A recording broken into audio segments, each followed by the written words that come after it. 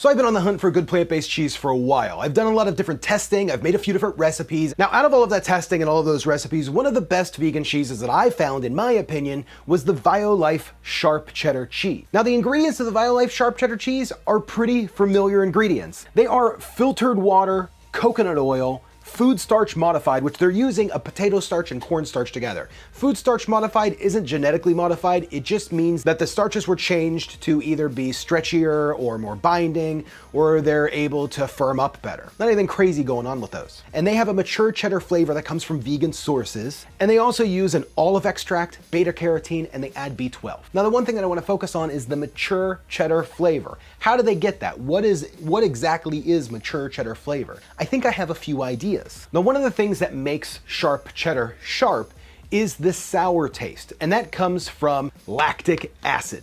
Now, I have this lactic acid here, which comes from Druid's Groves. I'll leave a link in the description below, but this is a vegan sourced lactic acid. It's vegan, which means that it comes from fermenting like cassava root or other sort of starches. Now, this lactic acid also includes lactic acid and calcium lactate. Calcium lactate is also another ingredient that's found in naturally aged sharp cheddar cheese. Now, besides lactic acid, cheddar cheese also gets a lot of its flavor from glutamates. Cheddar is on the low end of the glutamates out of all of the different cheeses. Parmesan cheese is on the high end, but that glutamate is still there enough to give it a very savory flavor. Now, we can find glutamates by using MSG, but we also have the mushroom extract. I use the mushroom powder quite a bit in a lot of my videos, and it works really well to add a glutamate, to add a very nice savory flavor to your recipes. So let's get started and make ourselves some Violife cheddar cheese at home. I think we're gonna nail this one. So before we start putting this all together, we're gonna focus on a few individual components of this cheese. That's gonna be the beta carotene, which we're just gonna kind of pull from carrots. It's gonna help us color this. And then also the olive extract. Now, I'm not gonna really create an olive extract. I'm just gonna make an olive flavored component, just using olives, a little bit of water, and some oil. So let's do that first. Let's go ahead and make our carotene blend. So all I'm gonna do is just take one large carrot, and we're just gonna peel it, and then chop the tip and end. And then we're just going to dice this into some smaller pieces that are going to work better in a blender. So we have our large carrot and then 2 cups of cold water. And we're going to be doing a process very similar to what we did in our How to Milk Everything video. So we're just going to turn this on, start slow, go for about 60 seconds, and then pulse high for about 30.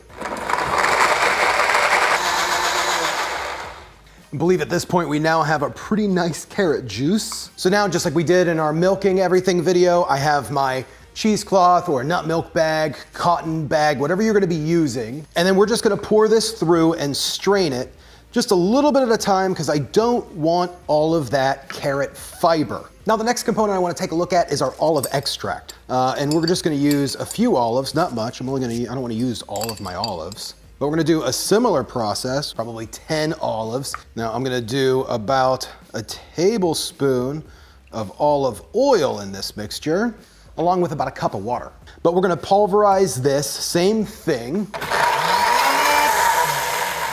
And then let's run this through the same type of container. So what I'm hoping will happen is that the olive juice, the olive pulp, extracted with the oil more than the water. I'm thinking it would have. And that the water will separate from the olives, and that we'll just be able to skim off the oil off the top, and that's what we're gonna use to make our cheese. So now that we have our color and a little flavoring, we're gonna go to the next step to really round off the flavoring of this, and that is using the mushroom extract. And we're just gonna use 1.5 tablespoons of the mushroom extract and 2 teaspoons of the lactic acid. And we're just gonna work this together and give ourselves a very nice, sharp, savory and sour taste. This is gonna be pretty sour, but once it's mixed in with everything else, we should have a really great cheddar flavor. Now, I'm also gonna add about 1/2 teaspoon of salt to this mixture. Yeah, I think that's perfect. So now that we have our main components here, let's start putting this together. This is gonna be pretty easy. So we're gonna need a few tools on hand. I have my medium saucepan, a heavy-handled whisk. If you don't have a heavy-handled whisk, this is gonna be pretty hard to do. And then I'm gonna use a wooden spoon. I have both of these ready because there's no breaks. Once you get started on this process, you just gotta kind of keep rolling. So all we're gonna do is we're gonna add our almost 2 cups of carrot juice. Now, the oil has separated just from the water just a bit. I'm just gonna use a turkey baster and suck off just the top of this oil here, mostly just the oil. And I'm just gonna use a tablespoon of this. Now I know that might have seemed like a lot of wasted product, but realistically, most of this is just water and a few olives, so you're not really destroying much. Now I'm gonna add my seasoning components here, the salt, the mushroom extract, and the lactic acid. Just gonna give this a quick whisk. This is not on a heat yet. And we're also gonna be using about 3 tablespoons of coconut oil. Now this is a refined coconut oil, so there's no coconut taste. Next up, 1 cup of potato starch and 1 tablespoon of cornstarch. So to start off, I'm gonna put this on a really low heat and then just start whisking. Now a lot of this starch has already kind of started to clump up, which is what starch does. It weighs to the bottom of any liquid. We also want to do that low heat as well because we don't want this to kind of start forming until we have it all whisked together with no clumps. So we're just gonna keep whisking. I'm gonna kick the heat up just a pinch from a low to like a low medium. We don't need it to go that much because this is gonna, once it starts to solidify and gel up into a cheese, it's gonna go real quick. Okay, we're starting to thicken up a bit. We're forming a nice gel. I'm just gonna kind of lift it off of the heat for a second. There we go. You can start to see it goes together. It immediately turns into this cheese, this stretchy cheese, really fast, really, really fast. Oh my gosh.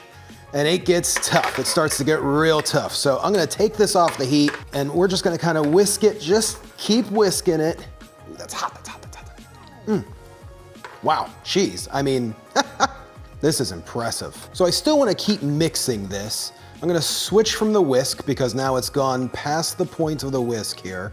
Because really what I want to do is remove as much of the water content as possible. And continued stirring is really gonna help the cheese texture over just being a stretchy starch. Just like how they make a real mozzarella cheese. I mean, look at that. Look at that stretch. Oh, it's so perfect.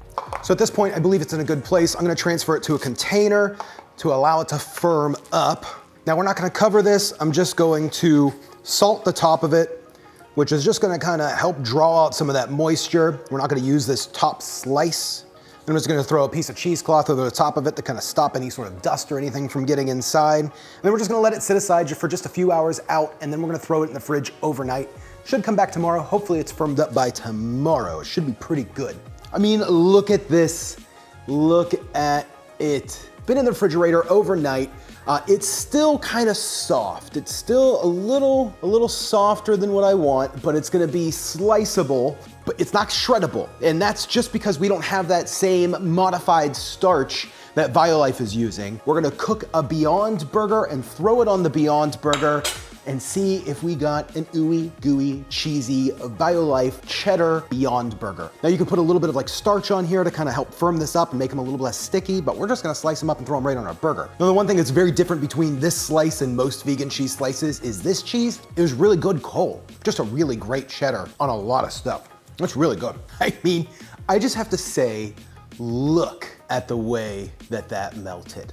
Look at that. That is perfect, perfect. I kind of want to put it on a grilled cheese sandwich. Oh, that'd be so good on a grilled cheese sandwich. I wonder if that's what I should do. Oh my gosh, okay, hold on.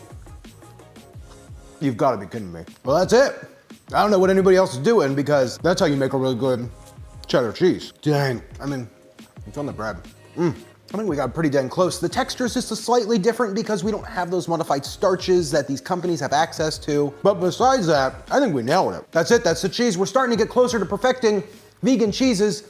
I think we are nailing it. We're nailing it. If you have any ideas on how to make this one better, please let me know in the comments down below. If you haven't yet, make sure you click the subscribe button and click this video right here. It's gonna be another one of the cheese videos.